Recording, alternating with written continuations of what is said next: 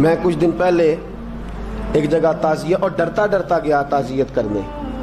پرانے جاننے والے تھے, دوستوں کا رشتہ تھا, تو میں ایک ہی بیٹا تھا, تو وہ مجھے پتا چلا کہ ٹرین ایکسیڈنٹ میں انتقال کر گیا. تو میں ڈرتے ڈرتے گیا کیونکہ معاملہ مشکوک تھا. اور جب میں تعزیت کے لیے اندر پہنچا تو ہمارے جو انکل تھے, جن کا میرے دوست تھے, وہ ان کے کچھ عزیز کہنے لگا کہ حضرت جی آپ کے ساتھ والے باہر جا سکتے ہیں؟ تو میں نے کہا چلے جاتے ہیں. میں دوستوں کو گاڑی میں بھیج دیا, اور جب میں نے اس سے بات چیت کی, کہنے لگا میرا بیٹا ایکسیڈنٹ تو میں نے بنایا ہے, وہ تو خودکشی کر کے مرا ہے. شادی کے 11 سال بعد خدا نے ایک بیٹا دیا تھا, اور مجھ سے غلطی یہ ہوئی, میں نے کہا میرے بیٹے کو تکلیف کوئی نہ آئے. اس کے منہ سے جو نکلا میں نے اسے دیا, جو اس نے مانگا میں نے دیا. کہتا ہے جو شخص 16,000 مہینے کا کمائے اور بیٹے کو 40,000 کا موبائل خرید کے دے, کہتا ہے میں نے ہر سہولت اسے دی. پھر ایک امیر کی لڑکی سے یونیورسٹی میں پڑھتے ہوئے اس کا تعلق بنا. بچی کے میسج بھی میں نے اپنے موبائل, اس بچے کے موبائل میں دیکھے, اور اس لڑکے نے جو میسج سینڈ کیے وہ بھی میں نے دیکھے. پھر میں گھر پہنچ گیا, میں نے بیٹے سے منتیں کی کہ بیٹا وہ ہمیں رشتہ نہیں دیں گے, ہماری برادری بھی چھوٹی ہے اور ہمارے جیب میں پیسے بھی کوئی نہیں.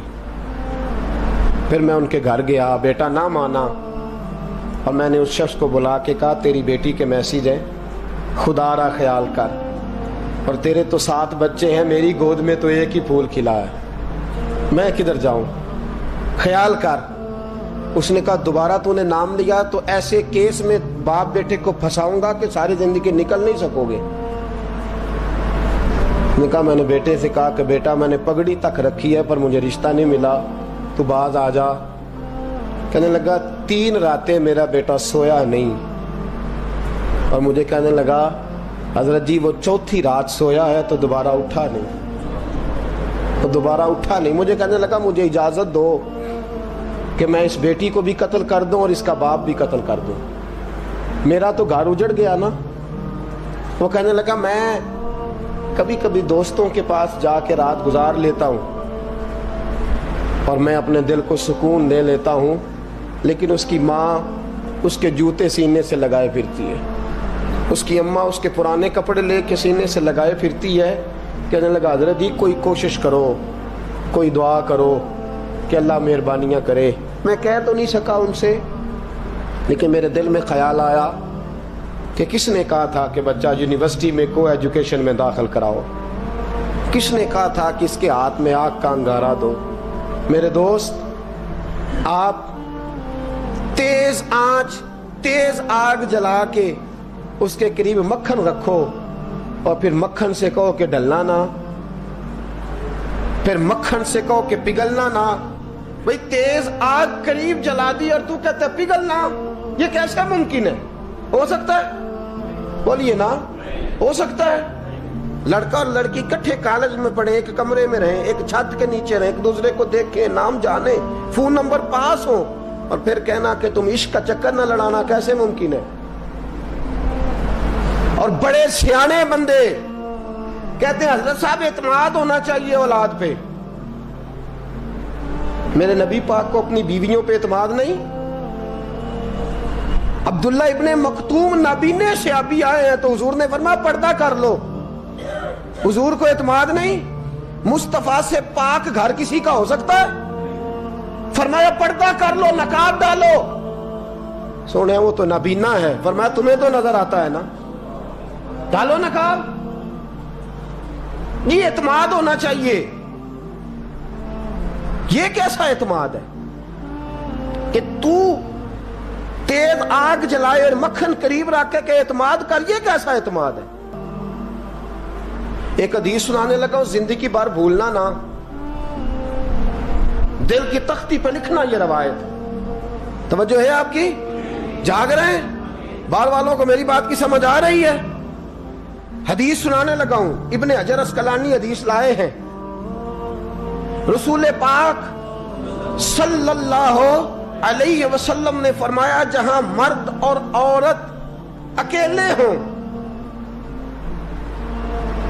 وہاں تیسرا شیطان ہوتا ہے. یہ تو پہلے بھی سنے ہوں گے نا اتنے لفظ. اس سے آگے ہیں ابن حجر حدیث کے لفظ لائے. یا رسول اللہ صلی اللہ تعالی علیہ وسلم، مرد اور عورت اکیلے ہوں تو تیسرا شیطان ہوتا ہے؟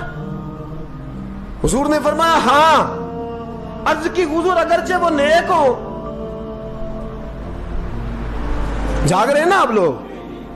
اگرچہ وہ جہاں مرد اور عورت اکیلے ہوں وہاں تیسرا شیطان ہوتا ہے. حضور اگر وہ نیک ہو لکھ لو دل کی تختی پر. میرے رسول نے فرمایا اگر عیسیٰ کی ماں مریم بھی ہو اور زکریا کا بیٹا یحییٰ بھی ہو تو میں ان دونوں کو بھی اکیلا بیٹھنے کی اجازت نہیں دے سکتا.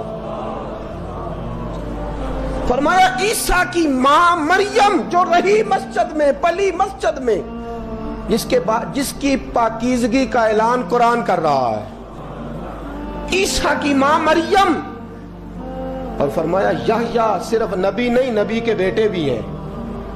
زکریا بن یحییٰ. فرمایا اگر یہ دونوں بھی ہوں، ایک نبی ہو اور ایک ولی ہو، مریم اور یحییٰ بھی ہو، مریم اور زکریا بھی ہو، فرمایا میں ان کو بھی اکیلے بیٹھنے کی اجازت ہے.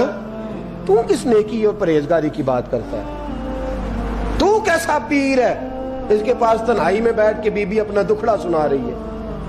تو کیسا مفتی ہے؟ اٹھا کے لے جا طریقتیں شریعتیں اور جا کے سنبھال لے اپنے جبہ اور دستار میں. وہ کوئی جبہ اور دستار نہیں، وہ گند ہے. اس لیے کہ جو نبی مریم سلام اللہ علیہا کو نبی کے پاس بیٹھنے کی اجازت نہیں دے رہے، وہ پیر کس بات کی مولی ہے جو بیبیوں کو بغیر پردے کے سامنے بٹھاتا ہے؟ اور تنہا بی بی کہتی ہے میرا دکھ سن لے، اس نے اجازت دی ہے. اور پھر کہنا تماشا لگ گیا، سٹنڈ لگ گیا. یہ شریعت بیان کر رہا ہوں، رسول اللہ کا فرمان بیان کر رہا ہوں، اور اس سے آگے ہمیں کسی دلیل کی ضرورت بالکل نہیں ہے. اور پتہ نہیں باپ کو کہ میرا بیٹا کیا کر رہا ہے. اندھی ہے وہ ماں جس کی بیٹی سارا دن نیٹ پہ بیٹھی رہتی ہے، اس کو خبر نہیں کیا ہو رہا. اور جب آگ گلے تک آتی ہے نا، داڑیاں جب جلنے لگتی ہیں تو ہمیں خیال آتا ہے یہ کیا بن گیا ہے. اور جب ماں کا دوپٹہ کھینچنے لگتا ہے نا سگا بیٹا کہ چل میرا رشتہ مانگ، پھر اس کو پتا چلتا ہے کہ یہ تو معاملہ ہی بڑا خراب کر لیا میں نے. میرے دوست، جوانی زیادہ پیسے کمانے کا نام نہیں. اگر تو قیمتی کپڑے پہنتا ہے تو تو جوان نہیں. تو 50 کلو وزن بائیں ہاتھ سے اٹھا لیتا تو تو جوان نہیں. اگر تو ڈگریوں کا ڈھیر لگایا ہے اور تیرا دراز اور الماری بھر گئے ہیں تو تو جوان نہیں. اور اگر تو نے اپنے خاندان اور معاشرے میں اونچا افسر بن کے نام کما لیا تو جوان نہیں. جوان اس کو کہتے ہیں جس کی جوانی پاکیزہ ہوتی ہے. جوان اس کو کہتے ہیں جس کی نظر جھکی ہوئی ہوتی ہے. جوان اس کو کہتے ہیں جو حیا کا پتلا ہو. جوان اس کو کہتے ہیں جو شرم کا پیکر ہو. جوان اس کو کہتے ہیں جس کی نظر سے معاشرے کی بہو بیٹیاں بچی ہو. جوان وہ ہوتا ہے، جوان بھی ہو پاکیزہ بھی ہو. جوان وہ ہوتا ہے کہ میرے رسول پاک نے فرمایا صبح قیامت اللہ عرش کے سیدھے جانب جوان کھڑا کرے گا. 30 سال کا جوان، چڑھتی جوانی، خوبصورت آنکھیں، روشن چہرہ، اس کا وجود طاقت والا. نبی آگے بڑھ کے پوچھیں گے یا اللہ یہ کون ہے جو تیرے دائیں جانب کھڑا ہے؟ اللہ فرمائے گا یہ وہ جوان ہے کہ خوبصورت عورت نے اسے کہا تھا میرے ساتھ منہ کالا کر لے، پر اس نے نظر جھکا کے کہا تھا انی اخاف اللہ. نہ بھائی میں تو اپنے اللہ سے ڈرتا ہوں. فرمایا یہ پاک جوانی والا ہے، یہ حاجی نہیں، نمازی نہیں، یہ ولی نہیں، یہ صوفی نہیں، یہ وہ نہیں جو غوث زماں ہو، قطب دورہ ہو، پیر طریقت نہیں، مفتی وقت نہیں. یہ خالی جوان ہے پر پاک جوانی لے کے آیا ہے. یہ خالی جوان ہے پر پاکیزہ جوانی لے کے آیا. یہ خالی جوان ہے پر اس کی نظروں میں حیا بڑی ہے. یہ پاک، یہ کیا تماشا لگ گیا عشق کا چکر.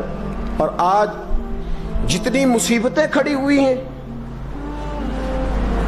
اس عشق مجازی کے روگ نے کھڑی کر دی ہیں. ہر جوان. ہمارا ایک بچہ تھوڑے دن پہلے اس علاقے کا محمد طیب نام کا شہید ہو گیا.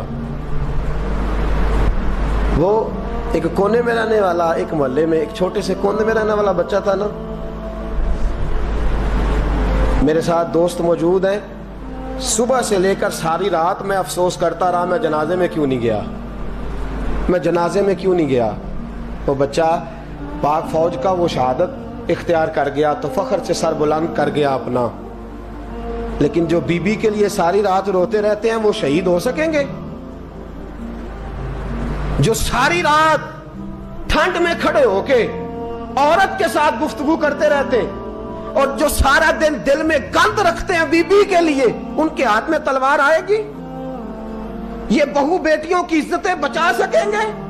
عافیہ صدیقیہ جیلوں میں جل گئی امریکہ کی, اور وہ جب بھی خط لکھتی تھی کہتی تھی کوئی محمد بن قاسم نہیں بچا, وہ کہتی تھی کوئی شہاب الدین غوری نہیں بچا.